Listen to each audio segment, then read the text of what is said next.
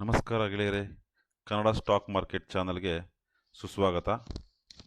ಇವತ್ತು ಯಾವುದ್ರ ಬಗ್ಗೆ ಹೇಳ್ತಾ ಇದ್ದೀನಿ ಅಂತ ಹೇಳಿದ್ರೆ, ಒಂದು 4 ಟ್ರೇಡನ್ನ ನಾನು ನಿಮಗೆ ತೋರಿಸ್ಕೊಡ್ತಾ ಇದ್ದೀನಿ. ಯಾವ ಥರ ಟ್ರೇಡ್ ಮಾಡಬೇಕು ಸ್ವಿಂಗ್ ಟ್ರೇಡ್ಗೆ ಅನ್ನೋದ್ರ ಬಗ್ಗೆ ನಾನು ನಿಮಗೆ ತೋರಿಸ್ಕೊಡ್ತಾ ಇದ್ದೀನಿ.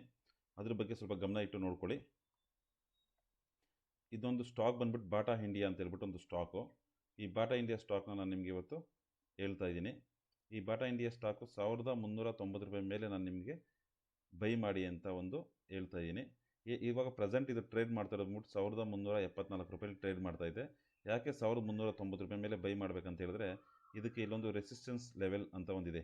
ಈ ರೆಸಿಸ್ಟೆನ್ಸ್ ಲೆವೆಲ್ನ ಕ್ರಾಸ್ ಮಾಡಿ ಅದು ಮೇಲೆ ಹೋಯ್ತಂದರೆ ಆ ಸ್ಟಾಕ್ ತುಂಬ ಚೆನ್ನಾಗಿ ಮೇಲೆ ಹೋಗುತ್ತೆ ಒಂದು ಒಪಿನಿಯನ್ ಇರುತ್ತೆ. ಅದಕ್ಕೋಸ್ಕರ ಈ ಸ್ಟಾಕ್ನ 1390 ರೂಪಾಯಿ ಮೇಲೇ ಬೈ ಮಾಡಬೇಕು. ಅದ್ರ ಕೆಳಗಡೆ ಬೈ ಮಾಡಿದ್ರೆ ಮತ್ತೆ ಇಲ್ಲಿ ರೆಸಿಸ್ಟೆನ್ಸ್ ಲೆವೆಲ್ನ ಟಚ್ ಮಾಡಿ ಮತ್ತೆ ಕೆಳಗಡೆ ಬೀಳುವಂಥ ಒಂದು ಸಾಧ್ಯತೆ ಇರುತ್ತೆ.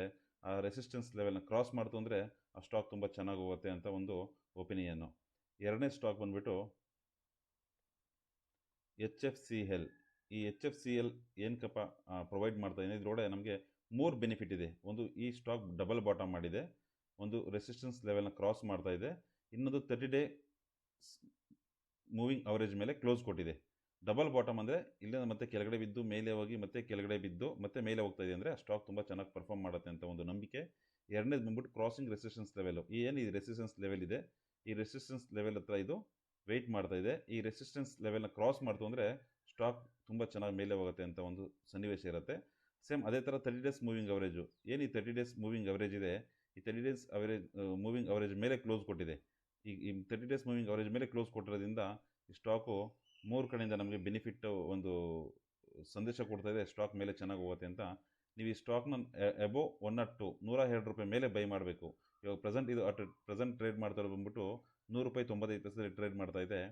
102 ರೂಪಾಯಿ ಮೇಲೆ ಬೈ ಮಾಡಿದ್ರೆ ನಿಮಗೆ 105 ರೂಪಾಯಿಂದ 107 ಪ್ಲಸ್ 110 ಪ್ಲಸ್ ನಿಮಗೆ ಒಂದು ಒಳ್ಳೆ ಪ್ರಾಫಿಟ್ನ ಮಾಡಿಕೊಡುವಂಥ ಒಂದು ಸಾಧ್ಯತೆ ಇರುತ್ತೆ.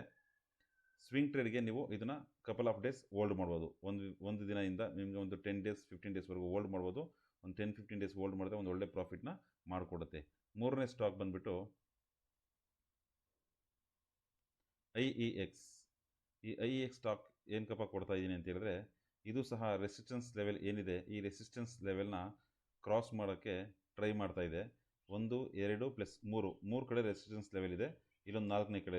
ಈ 4 ಕಡೆ ರೆಸಿಸ್ಟೆನ್ಸ್ ಲೆವೆಲ್ ಇರೋದ್ರಿಂದ ಈ ರೆಸಿಸ್ಟೆನ್ಸ್ ಲೆವೆಲ್ನ ಕ್ರಾಸ್ ಮಾಡೋಕ್ಕೆ ಟ್ರೈ ಮಾಡ್ತಾ ಇದೆ.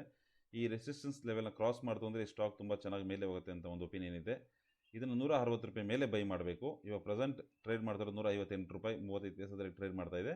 160 ರೂಪಾಯಿ ಮೇಲೆ ಬೈ ಮಾಡಿದ್ರೆ ಈ ಸ್ಟಾಕ್ ಒಳ್ಳೆ ಪರ್ಫಾರ್ಮೆನ್ಸ್ ಮಾಡಿಕೊಡುವಂಥ ಒಂದು ಸಾಧ್ಯತೆಗಳು ಸಹ ಇದೆ. ನೆಕ್ಸ್ಟ್ ಸ್ಟಾಕ್ ಬಂದುಬಿಟ್ಟು Bata India, Glenmark.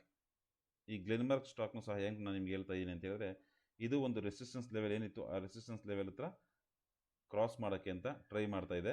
Plus ಇನ್ನೊಂದೇನೆಂದರೆ 30 days moving average ಮೇಲೆ ಕ್ಲೋಸ್ ಕೊಟ್ಟಿದೆ. ಮಾರ್ಕೆಟ್ ಕೆಳಗಡೆ ಬಂದು ಮತ್ತು ಇಲ್ಲಿಂದ ಮೇಲೆ ಬಂದು 30 ಡೇಸ್ ಮೂವಿಂಗ್ ಅವರೇಜ್ ಮೇಲೆ ಕ್ಲೋಸ್ ಕೊಟ್ಟಿದೆ. ಆ 30 ಡೇಸ್ ಮೂವಿಂಗ್ ಅವರೇಜ್ನ ಕ್ಲೋಸ್ ಕೊಟ್ಟಿರೋದ್ರಿಂದ ಪ್ಲಸ್ ಆ ರೆಸಿಸ್ಟೆನ್ಸ್ ಅದೇ ಒಂದು ಜಾಗದಲ್ಲಿ ರೆಸಿಸ್ಟೆನ್ಸ್ ಲೆವೆಲ್ ಸಹ ಇರೋದ್ರಿಂದ ಅದನ್ನು ಕ್ರಾಸ್ ಮಾಡ್ತು ಅಂದರೆ ಸ್ಟಾಕ್ ತುಂಬ ಚೆನ್ನಾಗಿ ಹೋಗುತ್ತೆ. ಅಟ್ ಪ್ರೆಸೆಂಟ್ ಇದು ಟ್ರೇಡ್ ಮಾಡ್ತಾ ಇರೋದು ಬಂದ್ಬಿಟ್ಟು 1042 ರೂಪಾಯಿ 1042 ರೂಪಾಯಲ್ಲಿ ಟ್ರೇಡ್ ಮಾಡ್ತಾ ಇದೆ.